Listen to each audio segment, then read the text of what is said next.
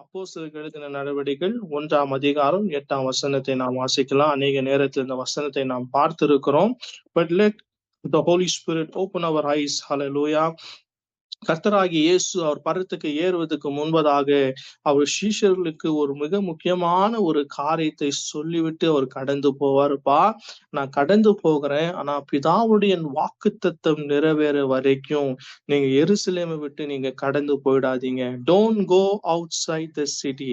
The promise of the Father still needs to happen. Hallelujah. பரிசுத்த ஆவி உங்களிடத்தில் வரும் பொழுது நீங்கள் பலன் அடைந்து எருசலேமில் யூதா முழுவதிலும் சமாரியாவிலும் பூமியின் கடைசி பரியந்தம் எனக்காக நீங்க சாட்சிகளா இருப்பீர்கள். ஹல்லேலூயா. அப்போ ஒரு கட்டளையோடு கர்த்தர் சீஷர்களை அன்னைக்கு அவர் சொல்லிட்டு கடந்து போனார். அப்போ பிதாவுடைய வாக்குத்தத்தத்தை பெற்றுக்கொள்ள வேண்டும் என்று அங்க இருந்த எல்லா சீஷர்களோடு கூட அவரோடு கூட விசுவாசித்து ஒரு மனமாய் கூடி கர்த்தருடைய வார்த்தை சொல்லுகிறது. நீங்க அதே புஸ்தகத்துல அப்போஸ்தலர் எழுதின நடவடிக்கைகள்ல நீங்க 1ஆம் அதிகாரத்தை நீங்க மறுபடியும் திருப்பி கொண்டு நீங்க 14ஆம் வசனத்தை வாசிச்சீங்கன்னா, the Bible says they're all gathered with one accord and one unity to pray. They all met together and they were constantly united in prayer. 2ஆம் அதிகாரம் 1ஆம் வசனத்துக்கு வந்த மாத்திரத்துல பெந்தேகோஸ்து என்ற நாள் வரும் பொழுது பிதா பேசின அந்த வாக்குத்தத்தம் நிறைவேறின ஒரு நாளாய் முடிந்தது. What a blessed Lord that we serve. தேவன் வாக்குத்தத்தம் பண்ணினதை அவர் நிறைவேற்ற அவர் உண்மை உள்ளவராயிருந்தார். இன்னைக்கு அதே பரிசுத்த ஆவியானவர் தான் நமக்குள்ள வசித்து கொண்டு இருக்கிறார், நமக்குள்ள வாழ்ந்து கொண்டு இருக்கிறார். கர்த்தருடைய வார்த்தை 100க்கு 100 அது உண்மை உள்ளதா இருக்கிறபடினால பரிசுத்த ஆவியானவரை நாம் எவ்வளவாய் சார்ந்து அவரை பிடித்து நாம் வாழ்கிறோம் என்றுதான் இந்த இரவு நேரத்துல உங்களுக்கும் எனக்கும் ஒரு பெரிய கேள்வியா இருக்கணும். Is my life is being completely surrendered and yielded to the Holy Spirit, or is my life led by my own? இந்த ரட்சிப்பு, இந்த மீட்பு, தேவன் இலவசமாய் கொடுத்த எல்லா காரியமும் நமக்கு நாம் வாழ்ந்து கொண்டிருக்கிற வாழ்க்கை பரிசுத்த ஆவியானவரோடு கூட ஒவ்வொரு நாளும் நடக்கிற வாழ்க்கையா இருக்கிறதா, இல்ல நாம் இஷ்டம் போல வாழ்க்கையை வாழ்ந்து கொண்டிருக்கிறோமா என்று நாம் கிறிஸ்துவ வாழ்க்கையிலே நாம் நம்மையே ஆராய்ந்து பார்த்து கொள்கிற ஒரு காலகட்டத்துலதான் இருக்கிறோம். நாம் உலகம் இப்படி போய்கொண்டு இருக்கிறது, நானும் உலகத்தோடு கூட நடப்பேன் என்று சொன்னால் நாம் பரலோகத்துக்கு போக முடியாது. நாம் உலகத்துக்கு இருக்கிற எல்லா காரியத்தையும் நாம் பின்பற்றுவதற்காக தேவன் நம்மை அழைக்கப்படவில்லை. You and I have been called to do the very most highest work that God has ordained it. உங்களுக்கும் எனக்கும் தேவன் வைத்திருக்கிற அந்த மேலான காரியங்களை தேவன் முடிக்க வேண்டும் என்றுதான் பரிசுத்த ஆவியானவரை கொடுத்திருக்கிறார். ஒவ்வொரு நாளும் நாம் கர்த்தருடைய ஆவியானவரால் நடத்தப்படுகிற அந்த அனுபவத்துக்குள்ள நாம் வாழ வேண்டும்.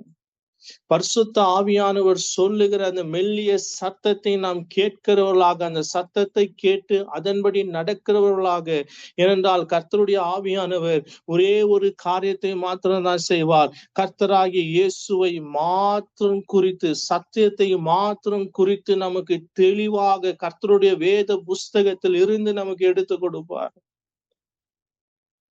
டுடே, இன்னைக்கு இந்த இரவு நேரத்துல இந்த 8 மணிக்கு ஆராதனைக்கு நீங்க கடந்து கொண்டு இருக்கிறீங்கன்னா, கர்த்தருடைய ஆவியானவர் உங்களை அழைத்து கொண்டு வராம நீங்க இந்த இடத்துல வர முடியாது, ஆன்லைன்ல இணைக்க முடியாது. கர்த்தர் உங்களுக்காக ஒரு திட்டத்தை வைத்திருக்கிறார், உங்க எதிர்காலத்தை அவர் ஆயத்த பண்ணி வைத்திருக்கிறார். அந்த பரிசுத்த ஆவியானவரை, the God, the Holy Spirit, அவரை நீங்க பிடிச்சு கொள்ளணும். அவரோடு கூட நடக்கிற அந்த அனுபவத்துக்குள்ள கடந்து வரணும். அவருடைய பிரசன்னம் எப்பொழுதும் நமக்குள்ள இருக்கிறதா என்று கவனித்து பார்க்கணும். கர்த்தராகிய இயேசுவை பின்பற்றின சீஷர்கள், அதுல பேதுரு முக்கியமாக அதை பிடித்து கொண்டு நடந்தார். அங்க 3ஆம் அதிகாரத்துக்குள்ள நீங்க வந்த மாத்திரத்துல கர்த்தராகிய இயேசுடைய நாமத்தினால ஒரு முடவன் பிறவிலிருந்தே முடவனாய் இருந்தவனை தேவனுடைய நாமத்தினால அவர்கள் அற்புதமாய் எழும்பி நிற்க கர்த்தர் ஒரு அற்புதத்தை செய்த மாத்திரத்துல ஒரே பெரிய குழப்பமே உண்டாவிட்டு எருசலேமில் இருக்கிற எல்லோருக்கும் ஒரு பெரிய குழப்பம். The Bible says they were just ordinary people. நீங்க அப்போஸ்தலர் 4ஆம் அதிகாரம் நீங்க 13ஆம் வசனத்தை நீங்க வாசிச்சீங்கன்னா, it says the members of the council were amazed when they saw the boldness of Peter and John, for they could see that they were ordinary men with no special training in scriptures, but they all recognized them as men who had been with Jesus. அப்போ கர்த்தருடைய ஆவியானவர் ஓடு கூட நடக்க பொழுது ஒவ்வொரு நாளும் அவர் தெளிவான பாதையில நம்மை கொண்டு போகிறவராயிருக்கிறார். He will show you the direction. He will show you the plan. He will show you all the things pertaining to your life. நீங்க என்ன செய்ய வேண்டும், எப்படி செய்ய வேண்டும், எங்க போக வேண்டும், எந்த காரியத்துல இருக்க வேண்டும், அவருக்கு பிடிச்ச காரியத்தை மாத்திரம் காட்டுகிறவர் தான் பரிசுத்த ஆவியானவர். வசனத்திலிருந்து ஒரு நாளும் சத்தியத்திலிருந்து ஒரு நாளும் உங்களை திசை திருக்க மாட்டார். கர்த்தருடைய வசனத்திலிருந்து எதுவுமே வெளியே காட்ட மாட்டார், உலகத்தை காட்ட மாட்டார். உலகத்தில் இருக்கிற ஆசைகள் ஒரு நாளும் பரிசுத்த ஆவியான உங்களுடைய இருதயத்துல வைக்க மாட்டாரு. He will show only Jesus. கர்த்தராகிய இயேசுவை மாத்திரம் தான் காட்டுவாரு. அதனாலதான் நம்முடைய வேத புஸ்தகத்துல இன்னைக்கு நாம் ஒவ்வொரு நாளும் நாம் பார்க்க வேண்டிய என்ன காரியம் தெரியுமா? நாம் கர்த்தராகிய இயேசுவோடு கூட ஆவியானவரோடு கூட நடக்கிற அந்த அனுபவத்துக்குள்ள வர வேண்டும் என்று தேவன் விரும்புகிறார். நம்முடைய வேத வாசிப்பு, நாம் அவரோடு கூட நெருங்கியாய் பேசுகிற அனுபவம். God really wants us to walk with God. அவரோடு கூட பேசுகிற அனுபவமாய், அவரோடு கூட நடக்கிற அனுபவத்துக்குள்ள வர வேண்டும் என்று விரும்புகிறாருங்க. நீங்க ஓல்ட் டெஸ்டமெண்ட் முழுவதும் பார்க்கும் பொழுது பரிசுத்த ஆவியானவர் யார் மேலும் தங்குவது கிடையாது. It was very rare. ஆனால் புதிய ஏற்பாடுல நமக்குள்ள அவர் தேவனுடைய ஆலயமாய் தங்கி இருக்கிறார். எத்தனை பாக்கியம் பெற்றிருக்கிறது தெரியுமா? Today, just recognize that there is God in you. உலகத்தில் இருக்கிறவர்களை காட்டிலும் உங்களுக்குள்ள இருக்கிறவர் பெரியவர். உங்களுக்காக சில காரியங்களை வைத்திருக்கிறார். அந்த காரியத்தை நீங்க பிடித்து கொள்ள வேண்டும் என்று விரும்புகிறார். அந்த ஒரு காரியத்தை தான் இன்னைக்கு நாம் பார்க்க போகிறோம். We're going to just meditate only one thing. கர்த்தராகிய இயேசு, அவர் மேல் பரிசுத்த ஆவியானவர் தங்கி இருக்கும் பொழுது அவர் போகிற எல்லா இடத்திலும் ஒரே ஒரு காரியம் மறுபடியுமாய் நடந்தது. அவர் போகிற எல்லா இடத்திலும் நன்மை செய்கிறவராய் சுற்றி திரிந்தார். The best example, if you want to see how a person that can be filled in the full of the Holy Spirit, what can he or she person can do, he or she can do. அவங்க போகிற எல்லா இடத்திலும் கிறிஸ்துடைய நறுமணத்தை வீசுவார்கள். அப்போஸ்தலர் 10ஆம் அதிகாரம் 38ஆம் வசனம் நமக்கு தேவன் சாட்சியாய் கொடுக்கிறார். தேவன் கர்த்தராகிய இயேசுவை அவர் பரிசுத்த ஆவியானவரால் அபிஷேகித்து பிசாசில் யாவரும் அகப்பட்டவர்களை விடுதலையாக்கி அவர் போகிற எல்லா இடத்திலும் நன்மை செய்கிறவர்களாய் சுற்றி திரிந்தார். இன்னைக்கு நாம் கர்த்தருடைய ஆவியானவரால் நடத்தப்படுகிறோம் என்று சொல்லி கொண்டோமானால் நாம் கர்த்தராகிய இயேசுடைய நாமத்தினால நன்மை செய்கிறவர்களாய் சுற்றி கொண்டிருக்கணும். Everywhere that we go, we keep doing good things, the good things that's been planned by God. நீங்க ஒரு காரியத்தை நல்லா தெளிவாய் தெரிஞ்சுக்கோங்க. உங்களுடைய வாழ்க்கையில தேவன் ஒரு பெரிய ப்ளூ பிரிண்ட் போட்டு வைத்திருக்கிறார். அந்த திட்டத்தை அறிந்திருக்கிறவர் ஒரே ஒருவர் தான், பரிசுத்த ஆவியானவர். நீங்க 1 கொரிந்தியர் 1ஆம் அதிகாரம் 9ஆம் 10ஆம் வசனத்துல நீங்க வாசிச்சீங்கன்னா, the Bible very clearly records it.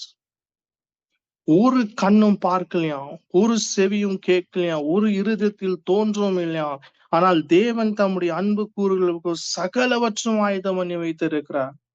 It's 1 Corinthians chapter 2 and verse 9 and 10.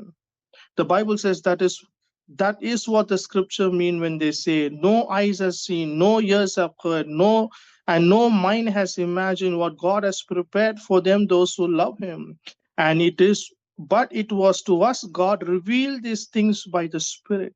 For the Spirit searches out everything and shows us God's deep secret. ஒருடைய இருதயத்தில் இருக்கிற ரகசியத்தை மற்றவர்களுக்கு சொன்னாதான் தெரியும். அதே போல தேவனுடைய இருதயத்தில் இருக்கிற எல்லா ரகசியமும் பரிசுத்த ஆவியானவர் ஒருவர் மாத்திரம்தான் தெரியும். அந்த ஆவியானவரை நாம் பிடித்துக் கொள்ள வேண்டும். வேதம் சொல்லுகிற பரிசுத்த ஆவியானவர், பரிசுத்த ஆவியானவர் சகல ஆழத்துக்குள்ளும் நம்மை கொண்டு போக உண்மை உள்ளவராயிருக்கிறார். பிதா வைத்திருக்கிற எல்லா காரியத்தையும் நாம் பார்க்க முடியும். அவர் வைத்திருக்கிற எல்லா திட்டத்தையும் புரிந்து கொள்ள முடியும். அந்த திட்டத்திற்கான தேவைகள் பரிசுத்த ஆவியானவர் மூலியமாக வழிகளை உண்டாக்குகிறவர் அவர். அன்னைக்கு ஆதியாகமம் 1ஆம் அதிகாரம் 2ஆம் வசனத்தில் எழுதியிருக்கிறபடி ஜலத்தின் மீது அசைவாடி கொண்டிருந்தவர் தான். அவருடைய வல்லமையினாலதான் வெளிச்சம் உண்டாகினது. இன்னைக்கு பார்க்கிற எல்லா காரியமே உருவாக்குகிற சக்தி பரிசுத்த ஆவியானவர் மூலியமா இருந்தது. இன்னைக்கு திருச்சபை நாம் அவரை ரொம்ப ஒதுக்கி வைத்த காரணத்தினாலதான் அவர் மௌனமா இருக்கிறார். We don't see the presence of God. We don't see the manifestation of the Holy Spirit is because we have put him aside. Today is the day. Begin today to talk to him. அவரோடு கூட நேரத்தை spend பண்ணி பாருங்க. வசனத்தை திறந்த மாத்திர பைபிளை open பண்ணி மாத்திரத்துல கேளுங்க. பரிசுத்த ஆவியானவர் இது உங்களுடைய ஜீவனுள்ள வார்த்தையா இருக்கிறது. இந்த வார்த்தையை நான் புரிந்து கொள்ள வேண்டும், இந்த வார்த்தையை அறிந்து கொள்ள வேண்டும். நீங்க எனக்கு மனக்கண்களை திறந்து கொடுங்கன்னு கேட்கும் பொழுது அவர் திறந்து கொடுப்பார். பேதுருவை பார்த்தோம் அல்லவா? இவர் ஜஸ்ட் ஆர்டினரி ஃபிஷர்மேன், மீன் பிடிக்கிறவர்கள், ஒன்னும் தெரியாது. ஆனால் சாதாரணமா இருந்த மீன் பிடிக்கிறவர்களை மனுஷர்களை பிடிக்கும்படிக்காக கர்த்தர் ஆயத்த பண்ணி வைத்திருந்ததை பேதுருடைய தலையெழுத்தை மாற்றக்கூடிய பரிசுத்த ஆவியானவர் தான் இன்னைக்கு உங்களுடைய வாழ்க்கையை மாற்றக்கூட உண்மையுள்ளவராய் இருக்கிறார். He has a plan and a purpose for your life. Don't ever think that the God doesn't see you. உங்களை கவனிக்கிறார், உங்களை பார்க்கிறார். நீங்க வழி தெரியாம தடுமாறி கொண்டிருக்கிறது அவருக்கு தெரியும். But he wants to show you the way. சங்கீதம் 33ஆம் சங்கீதத்துல வாசிக்கிறபடி 8ஆம் வசனம் சொல்லும், I will instruct you, I will teach you the way you should go. நான் உனக்கு வழியை காட்டுவேன்ப்பா, நீ போகிற வழி என்னன்னு எனக்கு மாத்திரம்தான் தெரியும். வழியை காட்டுகிறவர் மாத்திரம் அல்ல, வழியை உண்டு பண்ணுகிறவர் அவர் ஒருவர் தான்.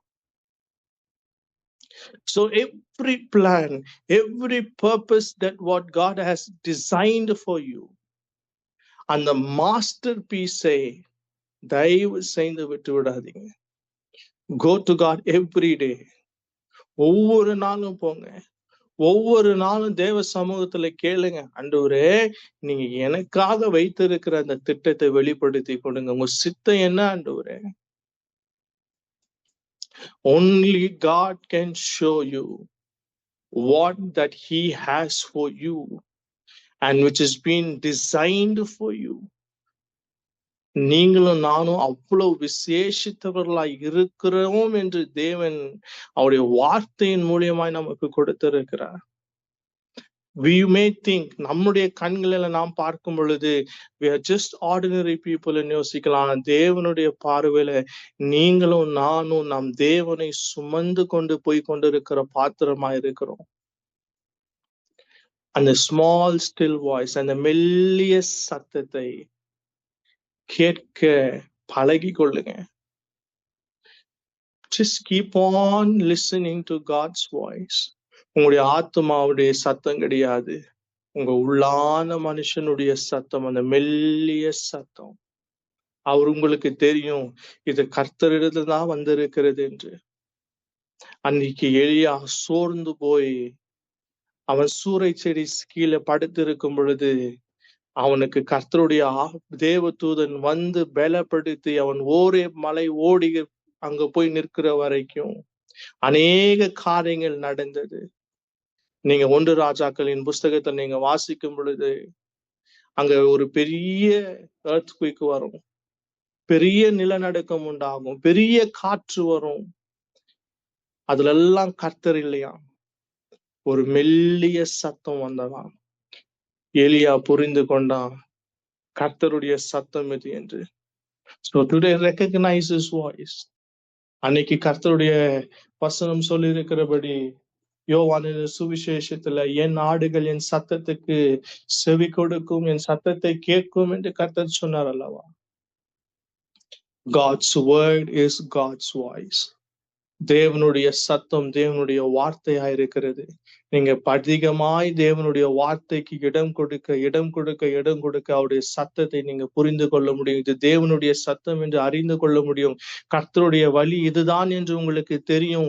பரிசுத்த ஆவியானவர் சத்தியம் இதுதான், கிறிஸ்துவை நோக்கி மாத்திரம் உங்க கண்களை எப்பொழுதும் அவர் மேல் மாத்திரம் வைக்க உங்களுக்கு கிருபை கொடுப்பாராக.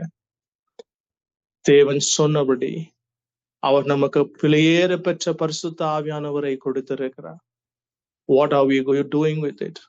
நாம் என்ன செய்து கொண்டிருக்கிறோம்? ஹல்லேலூயா.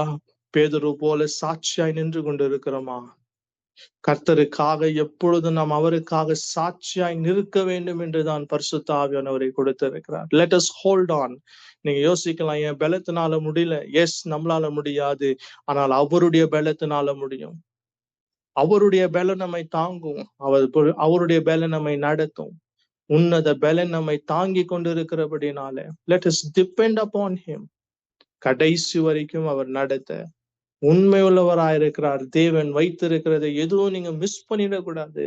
தேவன் வைத்திருக்கிறது எல்லாவற்றும் சம்பூர்ணமாக இந்த பூமியில அவருடைய பரிசுத்த ஆவியானவரை கொண்டு வாழ கர்த்தர் உங்களுக்கு அனுகிரகம் செய்வாராக. I just hand over this continuously. Let God lead you and protect you, direct you. Let the Holy Spirit guide you in all the truth. In Jesus' name, amen.